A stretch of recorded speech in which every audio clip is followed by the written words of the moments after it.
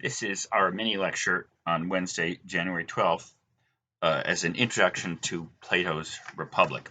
In these remarks, I want to make some introductory comments about the nature of philosophy, political philosophy, a little bit of background about Socrates, Plato, and Aristotle, and especially the Platonic dialogues, and to give you some background about the Republic. Um, so, first of all, let's be clear. The problem of good and bad, and right and wrong, and just and unjust, how to live human life. Those questions didn't pop up in 4th century BC Athens all of a sudden, as if um, human beings suddenly started thinking about those things. Those questions have been coeval, coterminal with human life. But on the other hand, what you're reading in the Republic was a new kind of human literature, a new kind of human addressing of the question of the good life, of right and wrong, and good and bad, and just and unjust, and therefore some kind of introduction to the nature of this literature. What you're reading in the Republic is the first time that the human mind, and then you'll see I'll try to unfold some of these ideas in these comments. What you are seeing is the record of the human mind's first great struggle to address the question of the human question of how to live life and what's the meaning of our life, what's good and bad and just and unjust and right and wrong. The first written record of the human mind addressing these questions simply on the basis of what we can know and experience of human beings.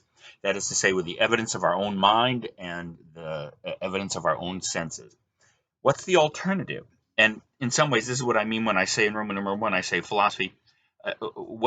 In Roman number 1a, what preceded philosophy?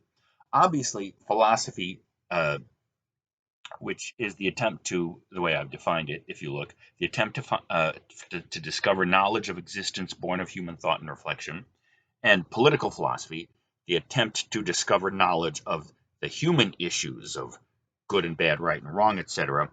Philosophy and political philosophy, although you could say probably go back to prehistoric times, and the first time that you and I first scooped our sludge and ate out of G Dining Hall somewhere in 1.5 million years ago, human beings have always wondered about the nature of existence and the nature of how to live a human life. But you'd have to say there was no organized activity or explicit activity, and certainly no written record of it prior to Socrates, Plato, and Aristotle. And you'll see the pre-Socratic philosophers.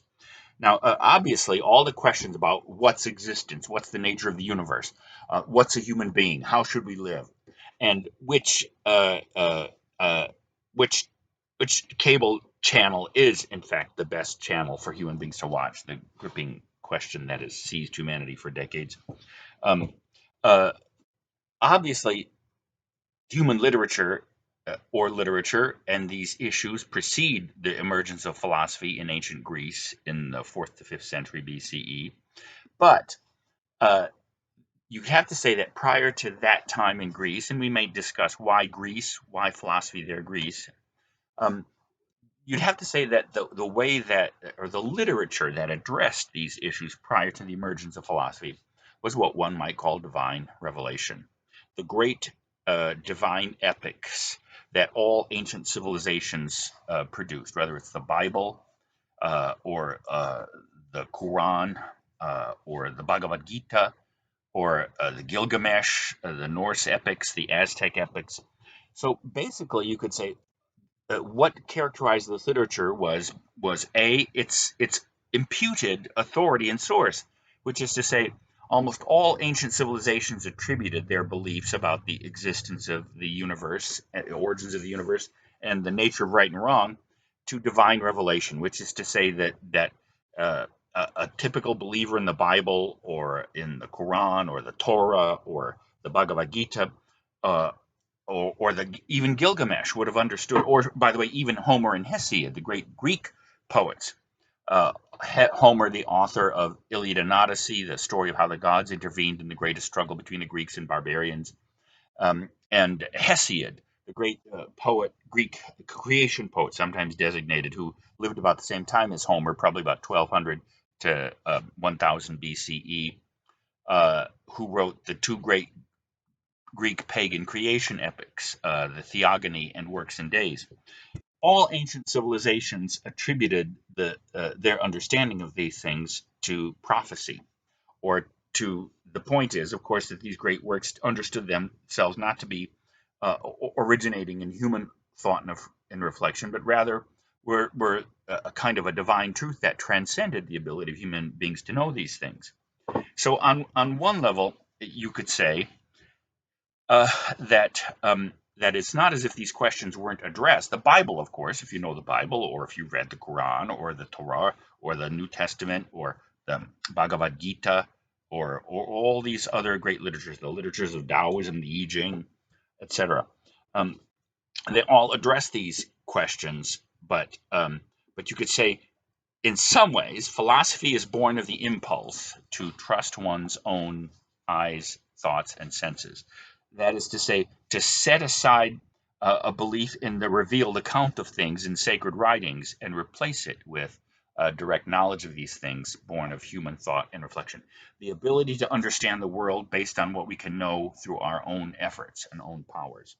Now, uh, as I said, the issues that philosophy and political philosophy deal with are not new to Athens in 5th century BCE, but the activity that we call philosophy and political philosophy do have a particular beginning in time and space, and that was the ancient Greek city-state, roughly, mostly Athens, but not necessarily, about 137 Greek city-states. But why Greece and why then? This is just a speculation that you could say that all the other ancient civilizations, by and large, once civilization sprang up around 7000 BC and cities developed between that time, after agriculture, language, portable radios, and laws, the first civilizations really started somewhere around 3000 BCE or a little bit before that.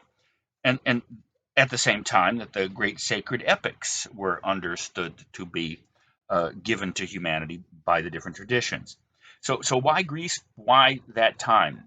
Because actually, ancient Greece was the origin point of many of what we in the West we call drama, comedy, tragedy, poetry in some ways, um, uh, and science, history. All these great disciplines had their origin. And why? This is just a speculation, but it may be the fact that many of the Greek city-states, like Athens, were democracies, where in some ways the actual handling of issues really fell to the everyday life of human beings, and therefore you could say the impulse to know these things on human terms was kind of a felt necessity of the political and social arrangements of the place. That's a broad speculation, but at any rate, you could say that around so the beginning point of what we call philosophy then begins around 600 BCE with Thales, who's generally regarded by Western tradition to be the first philosopher, or another example, Heraclitus, not an Athenian, but well known in Athens, and Democritus, roughly between 600 and 400 BCE. Thales, according to Aristotle, was the first philosopher who actually predicted the weather and made a lot of money.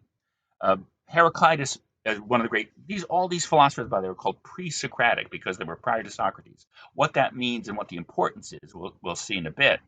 But um, you'd have to say that to go back to Heraclitus and Democritus, you might know these guys because Heraclitus, whose writings only survive in fragments, but one of his great quotes is, and many great philosophers have great quotes, like Nietzsche, "God is dead," and the corresponding joke that you can see on the restroom walls of interstate rest stops. Not that you all hang out at interstate rest stops, but the great graffito is God is dead, Nietzsche, and then underneath it, Nietzsche is dead, God. All right. Anyway, but Heraclitus's great quote was, "You can't step in the same river twice." Ooh. And Democritus, you may know, because he was one of the materialist philosophers who actually argued that all things consisted of atoms, from the Greek word prefix a meaning not, and tomein, which means to cut up or slice up. An atom, the word atom actually means that which is not divisible, and he argued that all things were matter in motion, a kind of a predecessor of the foundation of modern material natural science. But at any rate, you could say who these first philosophers were individuals who began not to trust the simple authority of the divine accounts about the nature of the universe and the nature of existence and even the existence of gods, and instead tried to find what we would today call natural explanations for the universe, for the way the universe operated, and especially for the operation of what we could call collectively nature. Um, and in some ways, you'd have to say that you could call these people natural philosophers. The word philosophy comes from the Greek word philein, which means to love, to pursue, and sophia, which means wisdom. So philosophy, the word philosophy means the love of wisdom, the pursuit of knowledge. Scientia, which is a Latin word, which comes from the Greek word skio means I know, to know. It's the verb to know, and scientia is the Latin word for knowledge. So science, what we call science, or philosophy, actually in the ancient world were aimed at the same thing, which is, and you'll see this especially becomes poignant in Plato. Uh, you could say philosophy, science, is the attempt to replace opinion, first about the nature of the cosmos and the nature of existence and how the natural world works, and then eventually in political philosophy, to replace opinion about the human things uh, uh, with knowledge about the human things. Now, in some ways, the natural philosophers, the first philosophers, might feel at home in our universe because, as I pointed out in our first discussions, we have a tendency to say there is no such thing as knowledge about right and wrong. These are just the products of human culture. And what's the evidence for this? Because people's ideas or opinions about right and wrong vary from person to person and from culture to culture. In some ways, the modern version of what we could call philosophy or ancient or political philosophy is anthropology. So, in some ways, the idea that the human things, the answers to the question of how to live a human life and what's good and bad, what's right and wrong, the obvious awareness of their variability from place to place also suggested to the first philosophers that the human things had no natural foundation, that they were simply originating in culture and myth, and that the only things that really existed were the non-human things like the stars and the sun and etc.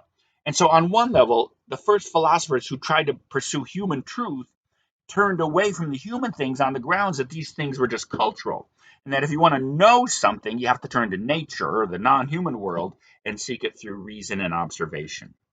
So, in some ways, the philosophers were the predecessors of the political philosophers, but you see there'll be an important turn. If you're looking at Roman numeral 2, you see that I want to talk about then the origin of what we call political philosophy, knowledge about the human things, born of human thought and reflection. And there, of course, the critical figure is Socrates, which is why historians of philosophy have a tendency to divide philosophy into pre-Socratic philosophy, which is primarily concerned about what we would today call natural science for the reasons I just mentioned, and Socrates. We'll see what he's unique for. First of all, remember, Socrates is unique in that he's the first philosopher who's actually executed by the political authorities for being a philosopher.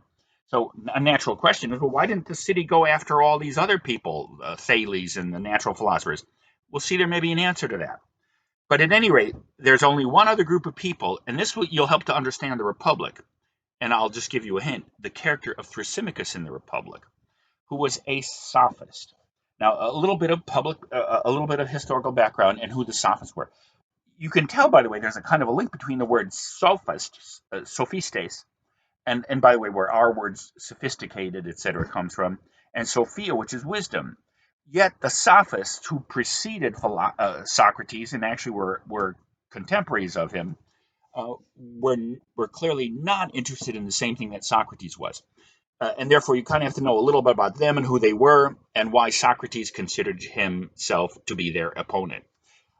Athens was a democracy, a direct democracy. And therefore, the way that things got done, laws that got passed, or cases that got won, was through public argument. And the sophists were the great schools of public argument and legal argument.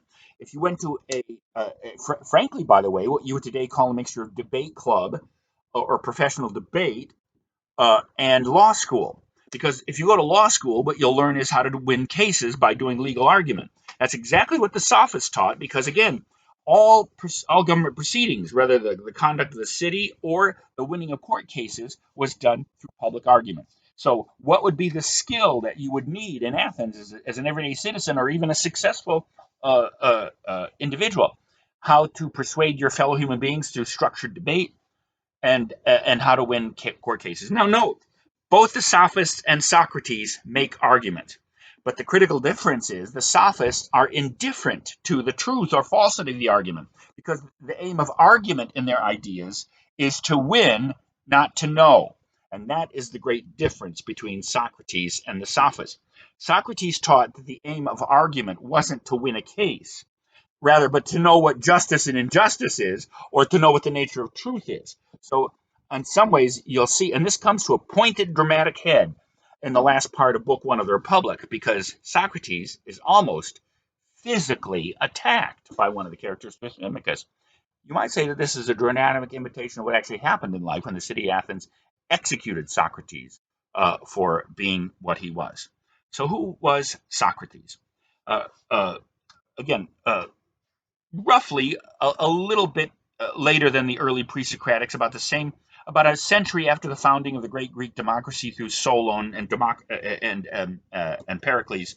And by the way, Socrates lived at the same time as the greatest war of the time, the Peloponnesian War, which led to the destruction and defeat of Athens by Sparta. At any rate, Socrates was the first man executed as a philosopher, and the first and the other biographical fact that he's known of.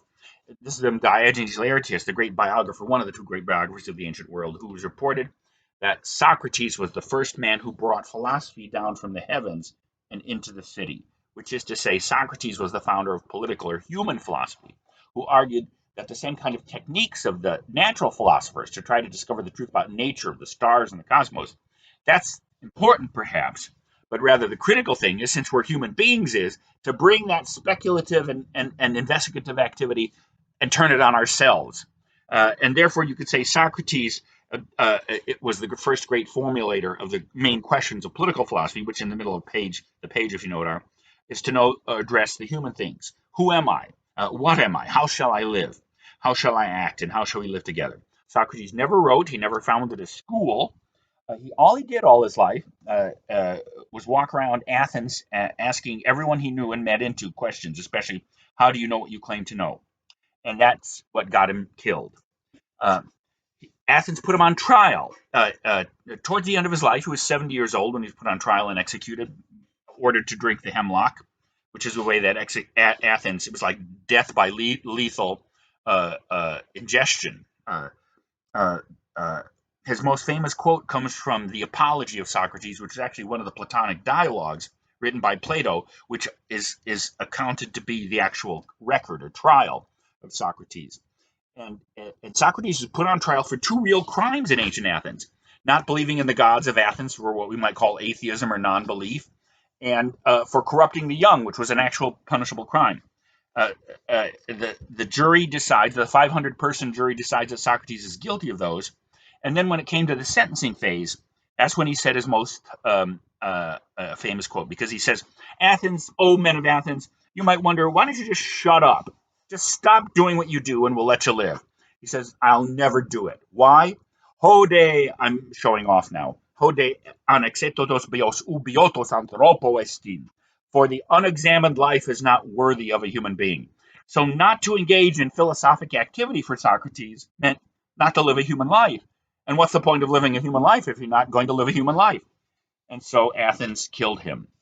So on one level, Socrates was one of these curious figures. This is why he was so interesting to many people subsequently in Western culture and history.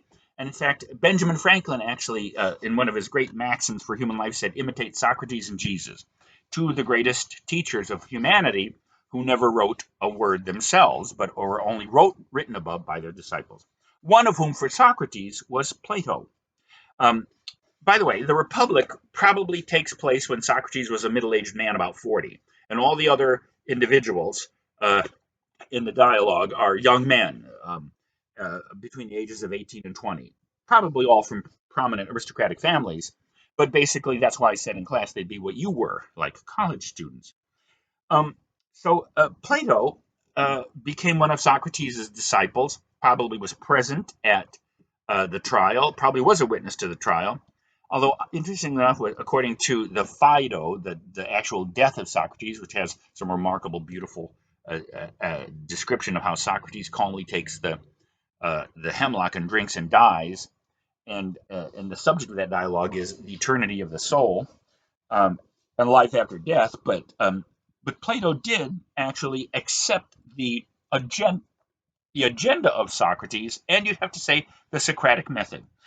Socrates founded a school of philosophy called the Academy, to which, by the way, Aristotle subsequently came and became Plato's student. So just like there's Abraham, Isaac, and Jacob, and I'm trying to think of the other three greats. Well, anyway, there's Socrates, Plato, and Aristotle.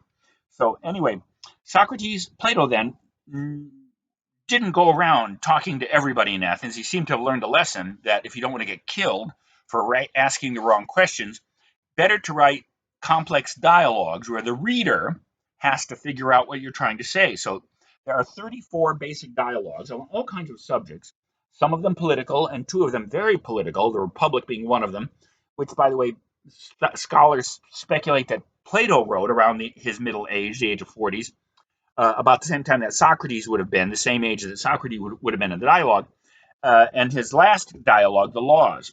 And those are generally understood to be Plato's two great political dialogues. Um, and so, in some ways, the point of the Republic is to investigate what is justice and how does it undergird political life and personal life. The Laws has to do with how to create good laws, although in the Republic, the whole dialogue, the city that they do invent, and I'll talk a little bit about that tomorrow, um, does in fact pass laws, but generally speaking, you could say that Plato reduced the core topics of political life to both justice and the meaning of justice and how to embody those in the laws. So note, in all of the Socratic dialogues, Plato never comes forth and speaks in his own name. It's not like Aristotle, who wrote treatises, which we'll talk about next week. Plato's dialogues are sort of like mini plays, in the same way that it's difficult when we say Shakespeare says in Hamlet. One problem is that Shakespeare's not a character in Hamlet. He wrote Hamlet, but what Shakespeare's teaching is, and this is in some ways the same kind of issue when you're talking about extracting Plato's teaching from the dialogue, is you have to kind of put together by implication or interpretation what Shakespeare was trying to present in his plays. The same issue is true of the Socratic dialogues. Now, in almost all the dialogues of Plato, the ones that scholars attribute to him or what we know that he wrote, Socrates is the main speaker or one of the speakers. By the way, in the Laws, his last great dialogue, which Plato probably wrote in his 80s, before he died at the age of 81 after having attended a student's wedding, which I guess means never go to weddings. No, but you'd have to say that in all of these dialogues where Plato uses Socrates as an interlocutor or dialogue, not only is he following the agenda of Socrates to find out the meaning of human life and the human things, especially right and wrong, good and bad, and just and unjust, and the nature of knowledge, but you'd have to say the aim of the Platonic dialogue, dialogos, is the same thing as Socratic method. And Socrates' method that got him into trouble was the dialectike, the dialectic. Now, if you're linguistically oriented, the word dialogue and dialectic actually they come from the same word in Greek, logos, which means reason, and dia, which meaning to or through. So dialogue means a conversation between two people, and so does dialectic. The Socratic method consisted of people offering their different opinions, and then through the contest of searching and dialogue to filter out the differences, and with the idea that what remains after this dialectic refining process is either the truth or something closer to the truth than the simple opinions with which the conversation begins. So, in some ways, each of the Platonic dialogues is a presentation of the Socratic method on operation, with the aim to replace opinion about these things with knowledge of these things. Now, don't forget, there's a great question here, which is it possible to have knowledge at what we call opinion? Is it possible to have knowledge of the human things of justice and injustice, good and bad? Or are those things just cultural entities of which there's no real knowledge, like the nature of dihydrous oxide, which is a fancy name for H2O, which is water? Um, uh, so on one level, that's what Socrates played, and of course Aristotle. We'll talk more about Aristotle next week, but but Aristotle, again, follows also the Socratic agenda. So that's why Socrates, Plato, and Aristotle are called the first political philosophers, because they represent the first human attempt to understand the human things, good and bad, right and wrong, just and unjust, on human terms, through human evidence, through human experience. Now, as I mentioned, the Republic, which we'll turn to tomorrow, then, is a conversation aimed at trying to discover the nature of justice and what it is that Socrates is looking for in the Socratic method is the definition of justice on the grounds that the only way to replace opinion about justice with knowledge of justice is to come to a knowledge or an understanding of what justice is. Today, what we would call definition. And that is the task of the Republic, and that's what we'll turn to tomorrow.